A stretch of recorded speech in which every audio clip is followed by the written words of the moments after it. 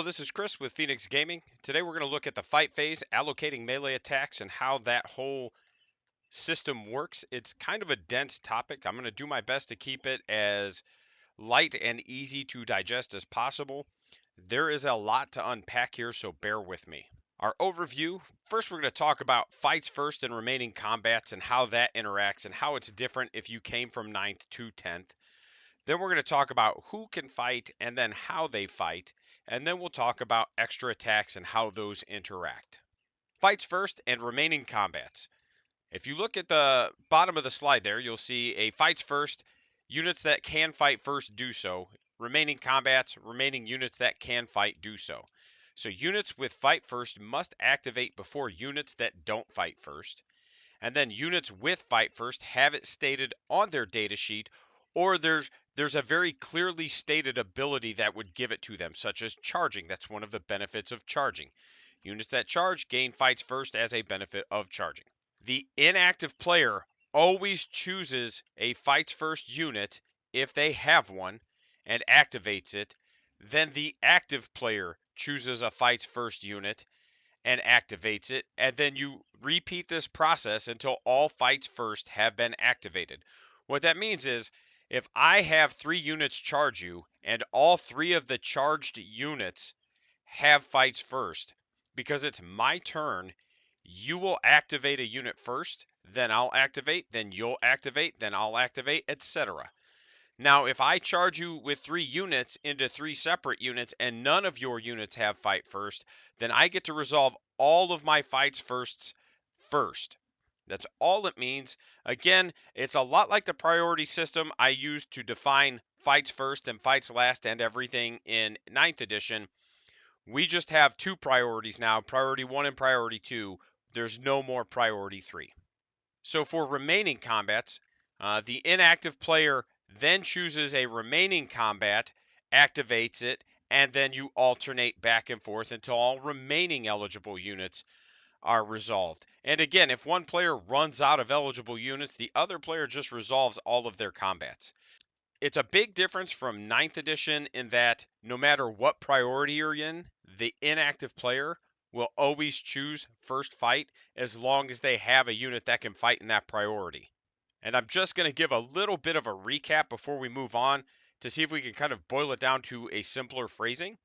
So in priority 1 would be anything with fights first or anything that charged. When you fight in priority 1, the inactive player chooses a priority 1 unit to fight, and then you alternate back and forth.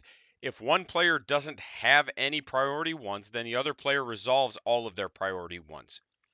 Once priority 1 is resolved, we go to priority 2, remaining combats, and the inactive player will pick a priority 2 unit, and then you alternate back and forth until all priority 2 units have fought. And again, if one player doesn't have any priority 2 units to fight, then the other player just resolves all of their priority 2s.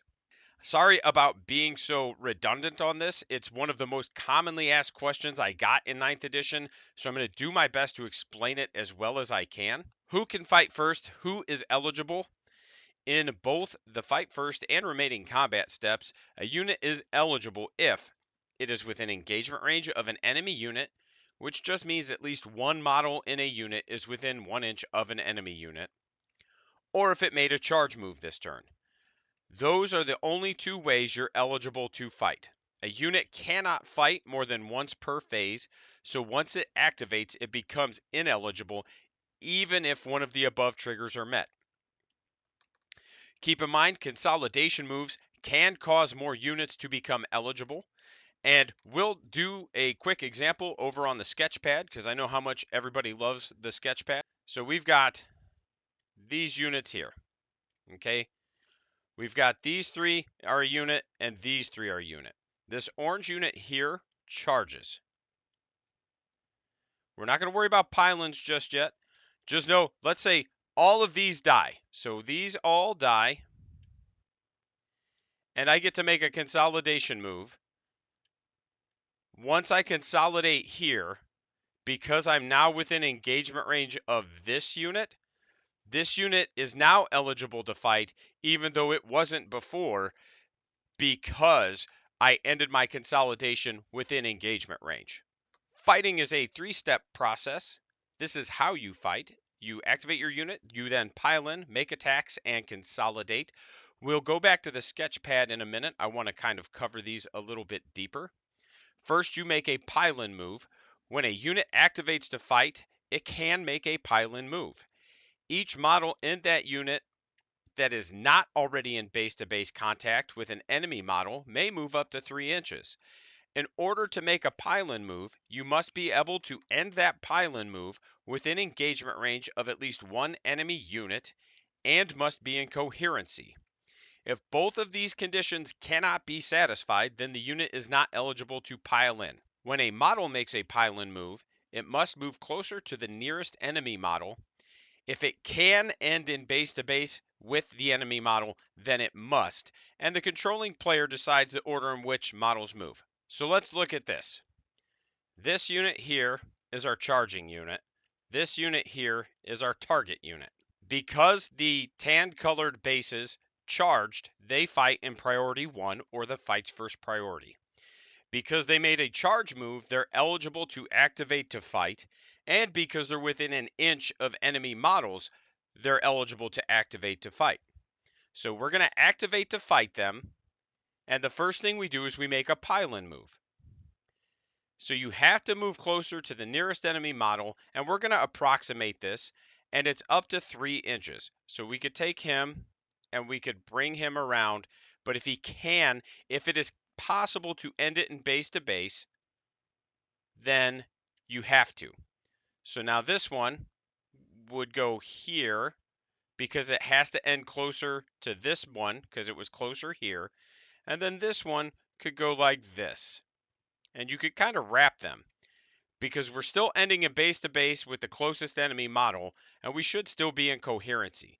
So that is how you would make a pile-in move. Now let's look at a situation where you make a charge and you might not be eligible to make a pile-in move. So we're going to assume that this unit up top here, this tan unit up top, is within engagement range.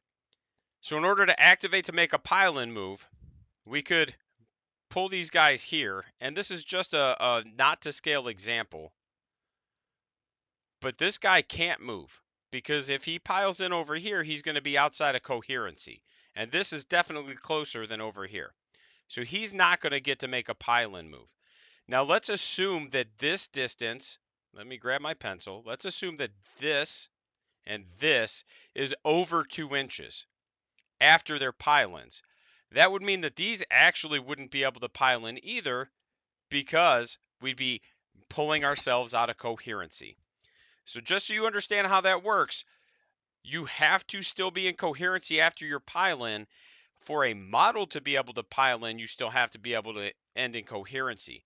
For a unit to be able to pile in, you still have to be able to end in coherency. It's not as complicated as maybe it sounds, but I wanted to make sure we touched on it. Okay, now we're going to talk about one of the weirder interactions. We're going to move this guy out here. We're going to pretend these are separate units. This tan unit is going to charge this orange unit. So he makes the charge, and we bring it over here. Now this tan unit is going to make the charge here. So we bring him all the way around, we base here, and we actually go like this. Now what we do is we decide we're going to fight here first. Oh no. We're going to fight there first, and let's say fighting there, we manage to kill this orange unit. So we're going to pull them out of the way. So now this unit right here is fought. This unit right here is fought, which leaves this unit left to activate. Because it declared a charge, it's still eligible to activate. This guy right here is not in engagement range, so he cannot activate to fight. There's nothing it can do.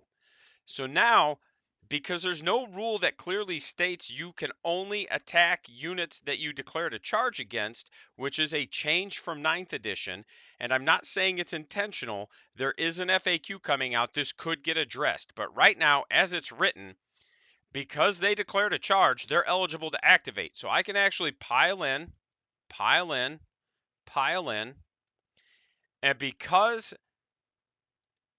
I was eligible to fight, I can pile in, I can make my attacks here, and then if I kill him, he gets pulled. So it's something to keep in mind. It could end up getting addressed with some sort of FAQ. It could end up changing, but as of right now, rules as written, that is a legal move that you need to be on the lookout for. Making attacks, first you need to determine who can fight.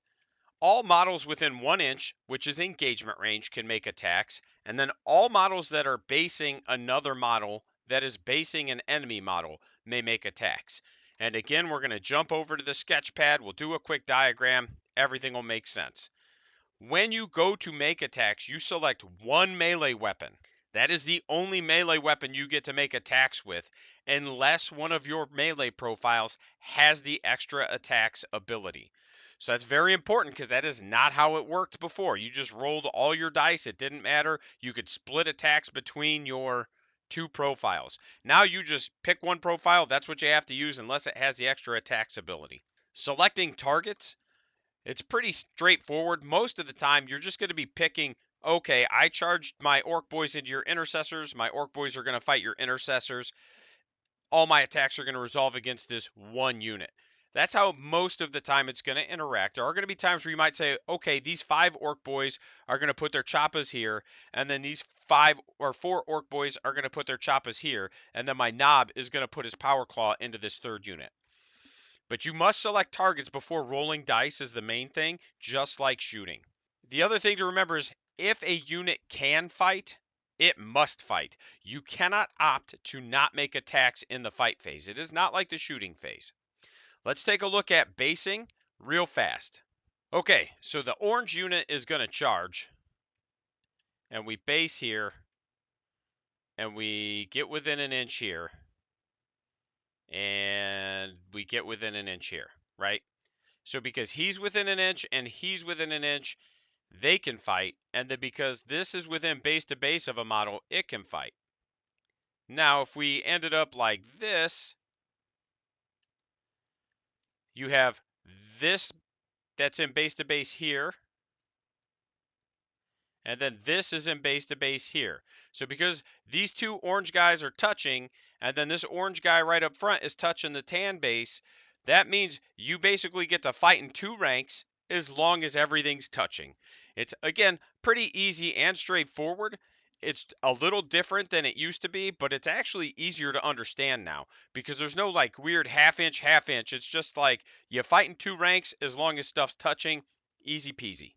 The last thing I want to look at is extra attacks. Weapons with extra attacks in their profile are known as extra attacks weapons. Each time the bearer of such a weapon fights, it can make attacks with that weapon in addition to the one it chooses to fight with. The number of attacks made with an extra attacks weapon cannot be modified by other rules. So, real straightforward. And we've got a good example that we can kind of talk through. So, right here, we've got the Keeper of Secrets. She gets the Wit Stealer Sword is her base weapon. She gets 6 attacks with it. They're at Strength 8, -2, 3 damage. However, she can either take the Ritual Knife or the Snapping Claws, and if she takes one of those two, let's say she takes the Snapping Claws, she'll get 4 extra attacks at 6, 2, 3 with devastating wounds. However, if there's anything that gives her bonus attacks, she cannot use those bonus attacks on the Snapping Claws profile. She has to use it on the sword. So again, extra attacks, pretty straightforward. It just means that weapon only gets those attacks and you get to use those in addition to your base melee profile. I think the wording in 9th edition was like, you can make 1 extra attack with this weapon, but you can never make more than 1 attack with this weapon. And it's just cleaning up that verbiage and giving it a keyword so that we can understand quickly and easily how it interacts. That's actually going to wrap up my talk on the fight phase. Like I said, I'm going to do my best to keep it quick and brief. Big shout out to my patrons, the Immortals, Captain Too Tall, the Real Donnie G, Lord Wellingstone. I appreciate the support. You guys are awesome. I do want to reiterate that I am running an Apocalypse game at the 1st of July at Reliquary Gaming in Chesterton. It's a fundraiser for Military Gaming Command. Outside of that, I've got a tournament on the 29th that I'm running, and I am going to be starting a league again. So if you're local and you want to get down on the league, I will be having signups for that pretty soon. Thanks for watching. Links are on the screen. They'll be in the description. And if you haven't seen it already, make sure you watch the streams that I've done. Did a joint stream with Dank Lists last night, and it went really well. Really appreciate the support everybody's been giving me. Thanks a lot.